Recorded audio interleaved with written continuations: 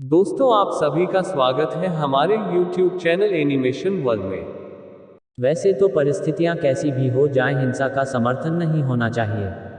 मगर कई बार ऐसा भी होता है कि इंसान के सामने हथियार उठाने के अलावा और कोई रास्ता ही नहीं बचता। एक डरी हुई बिल्ली भी हर तरफ से खुद को खतरे में देखकर शेरनी का रूप ले लेती है, फिर भला इंसान कितना सहेगा। हमारा समाज आज भी इसी बहस में उलझा हुआ है कि हथियार उठाने वाला शख्स अपराधी है या फिर वे लोग जिन्होंने ऐसे हालात पैदा किए जिनके कारण किसी को हथियार उठाने पड़े। चंबल का इतिहास ऐसे डाकुओं के नाम से भरा पड़ा है जिन्होंने अपना सब कुछ खत्म होने के बाद तंगा कर हथियार उठाए। ये बात अलग है कि इनमें से अधिकतर का अंत ऐसे हुआ कि देखने वाले को ये समझ आ गया कि अपराध एक दलदल की तरह है, जहां इंसान एक बार फंसा तो फिर जिंदा वापस नहीं आ सकता। तो चलिए आज हम आपको बताते हैं कुछ ऐसे ही खूंखार डाकुओं के बारे में जिनके हाथों में बुरे हालातों ने थमा दी बंदूक और बना दिया डकैत। फूलन देवी। बचपन से ही निर्भीक फूलन ने किसी से दबना नहीं सीखा था। वो किसी से भी भिड़ जाया करती थी। उसके पिता के लिए उसका यही स्वभाव चिंता का कारण था। यही वजह थी कि मात्र 11 साल की उम्र में उसके पिता ने उसका विवाह एक अधेड़ व्यक्ति के साथ कर दिया। शुरुआत में फूलन ने इसका विरोध किया, फिर अपनी नियति मानकर इसे स्वीकार कर लिया। असल में फूलन के ससुराल वाले ठीक नहीं थे। यहाँ तक कि उसके पति का भी उसके प्रति ठीक व्यवहार नहीं था। जल्द ही ये सब फूलन के बर्दाश्त से जब बाहर हो गया तो वह भागकर अपने घर लौट आए। उसे उम्मीद थी कि उसके अपने लोग उसकी मदद करेंगे, लेकिन हुआ उल्टा। उसके चचेरे भाई ने इस मौके का फायदा उठाकर एक झूठे आरोप में जेल तक करा दी थी। वहां भी उसे यातनाओं के साथ शारीरिक शोषण झेलना पड़ा।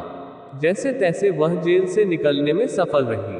किसी तरह उसका जीवन स्थिर हो जाए, इसके लिए पिता ने कोशिश करके उसे दोबारा से उसके पति के घर भेज दिया, किंतु उनका व्यवहार फूलन के प्रति नहीं बदला और उसे मजबूरन दोबारा ससुराल छोड़ना पड़ा।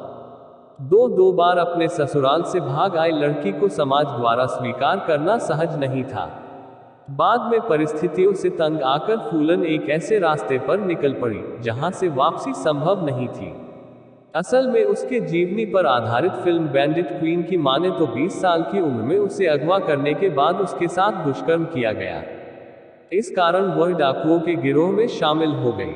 हथियार उठाने के बाद सबसे पहले फूलन अपने पति के गांव पहुंची, जहां उसने उसे घर से निकालकर लोगों की भीड़ के सामने चाकू मार दिया और सड़क किनारे अधमरे हाल में छोड़कर चली गई। जाते जाते फूलन ने यह ऐलान भी कर दिया कि आज के बाद कोई भी बूढ़ा किसी जवान लड़की से शादी नहीं करेगा।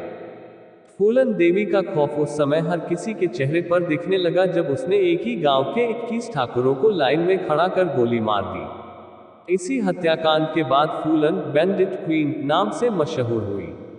लूटपाट करना, अमीरों के बच्चों को फिरौती के लिए अगवा करना, आने जाने वाली लॉरियों को लूटना फूलन के गिरोह का मुख्य काम था। कुछ सालों तक यह चला, फिर किसी तरह से वह आत्मसमर्पण के लिए राजी हुई, किंतु इसके लिए उसकी अपनी शर्तें थीं। वह जानती थी कि उत्तर प्रदेश पुलिस उसकी जान की दुश्मन है, इसीलिए अपनी पहली शर्त के तहत मध्य प्रदेश पुलिस के सामने ही आत्मसमर्पण करने की बात कही। दूसरी शर्त के तहत उसने अपने किसी भी साथी को सजा-ए-मौत न देने का आग्रह किया। तीसरी शर्त के तहत उसने उस जमीन को वापस करने के लिए कहा जो उसके पिता से हड़प ली गई थी। साथ ही उसने अपने भाई को पुलिस में नौकरी देने की मांग की। फूलन की दूसरी मांग को छोड़कर पुलिस ने उसकी बाकी सभी शर्तें मान ली। इस तरह फूलन ने 13 फरवरी 1983 को मध्य प्रदेश के भिंड में आत्मसमर्पण किया। फूलन देवी पर 22 कत्ल, 30 लूटपाट तथा 18 अपहरण के मुकदमे चलाए गए। इन सभी मुकदमों की कार्यवाही में ही 11 साल बीत गए। 1994 में फूलन पर से सारे मुकदमे हटाकर उसे बरी कर दिया गया। अपना अधिकांश जीवन बीहड़ और जेल में गुजारने के बाद सन 1996 में फूलन ने राजनीति में जाने की राह बनाई। समाजवादी पार्टी के टिकट से मिर्जापुर की सीट जीतकर वह सदन का हिस्सा बनी। उसका 2 बार जीतना यह दर्शाता है कि कहीं ना कहीं उसने जनता के दिल में अपनी जगह बना ली थी। किंतु कहते हैं न कि अतीत किसी का पीछा नहीं छोड़ता, वह किसी न किसी रूप में सामने आ ही जाता है। 25 जुलाई 2001 को उसके आवास के सामने ही शेर सिंह राणा नामक व्यक्ति ने उसकी गोली मारकर हत्या कर दी। हत्या के बाद शेर सिंह राणा ने इस बात को स्वीकार किया कि उसने फूलन देवी को मारकर बहमई नरसंहार का बदला लिया। Thanks for watching. Please like and comments on video. आगे और वीडियो देखने के लिए आपका अपना चैनल एनिमेशन वर्ल्ड को सब्सक्राइब करें और साथ ही बेल आइकॉन को प्रेस करें ताकि आगे आने वाली वीडियोस का नोटिफिकेशन आप तक पहुंच सके।